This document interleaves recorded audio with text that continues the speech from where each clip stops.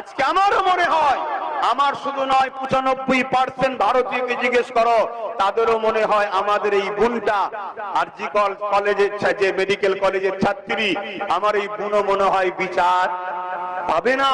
কেন? আমরা ভারতীয়, আমাদের বিচার, আমাদের উপরে যারা জুলুম করবে তাদের বিচার হয় না। আমার দেশের সেজে দেশের মধ্যে একদল মানুষ ঢুকে গেছে যারা আদৌ ভারতীয় নয়, তাদের মধ্যে ভারতের প্রেম ভালোবাসা কিছুই নাই। ভারতীয় তো সেই ব্যক্তিটা যে প্রতিটা কদম ফেলার আগে, কাজ করার আগে সংবিধানকে প্রাধান্য দেবে। যে সংবিধানকে মানে না সে কখনো ভারতীয় হতে পারে না। কেন? আমার দেশের মূল হলো সংবিধান। সে যত বড় লাটসাব হোক আর যেই হোক, কোন ধর্ম থেকে বিলং করছো আমার জানার প্রশ্ন নয়।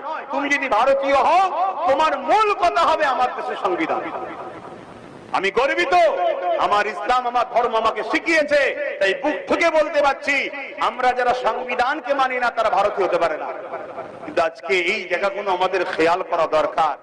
আজকে কিছু কিছু বক্তা বক্তব্য দিচ্ছে, এমন উস্কানিমূলক বক্তব্য দিচ্ছে, আমার ভারতের বা আমার বাংলার শান্তির যে ভৌগোলিক পরিস্থিতি আছে এটাকে শান্ত করতে চাইছে। ব্রিটিশ থাকতে পেরেছিল যতদিন বলেছিল এনফিল্ড রাইফেলের টুটার মধ্যে, এনফিল্ড রাইফেল যে ছিল তার টুটার মধ্যে মুসলিম এলাকায় যে বলেছে ওতে শরীরের চর্বি দিয়ে আছে, ওই টুটাটাকে মুখ দিয়ে ছিঁড়ে তারপরে সেটাকে ইউজ করতে হতো। মুসলমান শুকরকে খাওয়া বা স্পর্শ করাকে হারাম জানে। ঠিক আমার অমুসলিম ভাই হিন্দু ভাইদের পাড়ায় যে বলতো এনফিল্ড রাইফেল টুটাতে গরুর চর্বি দিয়ে আছে, কেন বলতো ব্রিটিশরা এই খবরটা? যাতে করে হিন্দু ভাইরা ওই টুটা মুখে নিয়ে লড়াই না করে। মুসলিম পাড়ায় শরীরের চর্বি দিয়ে আছে বলতো কেন? এতে মুসলমানরা টুটাতে মুখ না দেয়। এরা দুজন যতদিন বিভাজনে থাকবে ততদিন দেশের হুকুমত করা যাবে। আজও সেই বিভাজন তৈরি করার ষড়যন্ত্র চলছে। কেন? যতদিন আমরা দু ভাই ঝগড়া করব ততদিন আমাদের বাড়িতে সবাই রাজ করতে পারবে।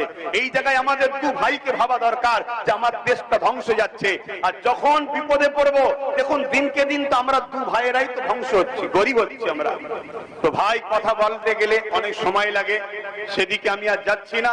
আমি সংক্ষেপ করছি, আপনাদের কাছে অনুরোধ করব এই মহান দিনটায় আসুন আমাদের যার যেখানে যেভাবে ক্ষমতা আছে, যেভাবে প্রচারের মাধ্যম আছে, আমরা একে অপরকে প্রচার করি আমার দেশের সার্বভৌমত্বকে নিরাপদে রাখার জন্য, আমার দেশবাসী যারা সম্প্রীতিতে ভ্রাতৃত্বে বসবাস করতে পারি তার জন্য একে অপরের মেসেজ ছড়ান। এই